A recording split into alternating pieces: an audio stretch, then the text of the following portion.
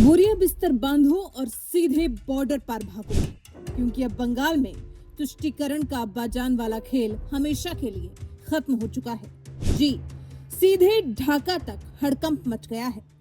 बंगाल में अवैध बांग्लादेशी और रोहिंग्या घुसपैठियों के खिलाफ बीजेपी का राज आते ही अघोषित सर्जिकल स्ट्राइक हो गई है, जिसकी वजह से उनका हुक्का पानी, दाना पानी सब कुछ पूरी तरह बंद हो गया है। और खौफ का आलम ऐसा है कि घुसपैठी अब बिना लाठी डंडे के खुद ब खुद गिड़गिड़ाते हुए अपना बोरिया बिस्तर बांधकर बांग्लादेश भाग रहे हैं। सोचिए, जिस बंगाल को पिछले कई साल से जिन अवैध घुसपैठियों ने अपनी जागीर समझा हुआ था, जहां डेमोग्राफी बदलकर बहुसंख्यकों को अल्पसंख्यक बनाने की साजिश रची जा रही थी, आज उसी बंगाल की धरती पर राष्ट्रभक्तों का गुस्सा मानो ज्वालामुखी बनकर फूट पड़ा है। स्थानीय बंगाली हिंदुओं ने अब इन घुसपैठियों के खिलाफ नो कॉम्प्रोमाइज की नीति अपना ली है। गांव-गांव, शहर-शहर, बंगाल के कोने-कोने में इनका सामाजिक और आर्थिक बहिष्कार किया जा रहा है।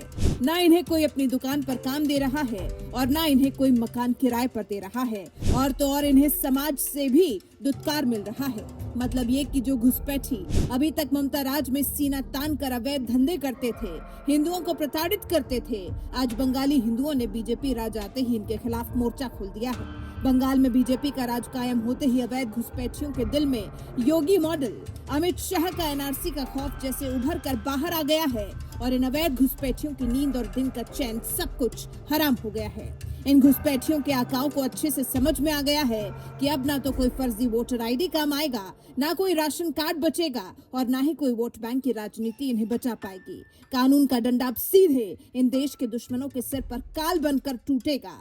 इसका ही नतीजा है जो ये खुद ब खुद अपने देश का रास्ता नाप रहे हैं। देखिए, इस बारे में गृह मंत्री अमित शाह ने क्या कुछ कहा है। देख रहे हैं कि पहले ममता के शासन में हर रोज घुसपैठ होती थी, अब घुसपैठ करने वाले अपने आप वापिस जाने लगे हैं, अपने आप जाने लगे।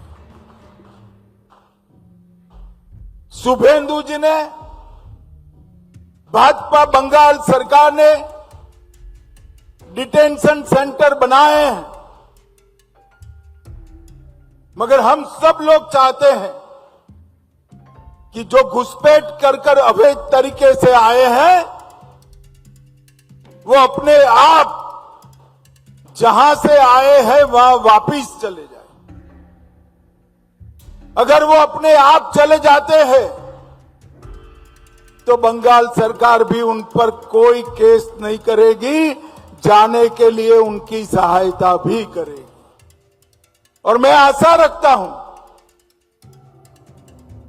कि जब अभियान चले पहचान का, उसके पहले ही ढेर सारे लोग अपने आप चले जाएंगे। सुना आपने, अभी मौका दे रहे हैं गृह मंत्री अमित शाह घुसपैठियों को बिना कार्रवाई उनके देश वापस लौट जाने के लिए। बाद में शायद ये मौका भी घुसपैठियों को न मिले, क्योंकि इन घुसपैठियों के लिए ही सीएम शुभेंदु अधिकारी ने 3D फॉर्मूला निकाला है। 3D का मतलब है detect, delete and deport. Detect, संदिग्ध अवैध घुसपैठियों की खोज और पहचान करना। डिलीट, सरकारी रिकॉर्ड्स और फर्जी दस्तावेजों से उनके नाम हटाना और रद्द करना। डिपोर्ट, होल्डिंग सेंटर्स में रखकर और बायोमेट्रिक डेटा दर्ज कर उन्हें वापस उनके देश भेजना। अब जब अवैध घुसपैठियों को वापस भेजने की बंगाल सरकार की तैयारी कुछ ऐसी है, तो घुसपैठियों ने भी खुद ब खुद वापस जाना ही मुनासिब समझा है।